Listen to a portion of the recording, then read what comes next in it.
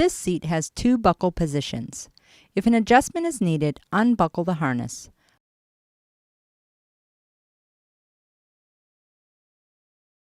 Open the click-tight by locating the 2 slots in the click-tight cover and squeezing the release levers.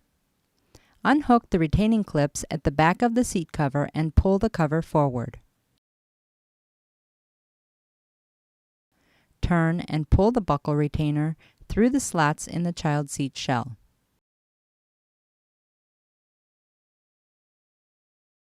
Remove the belly pad from the cover. To position the buckle, select the slot closest to but not under the child.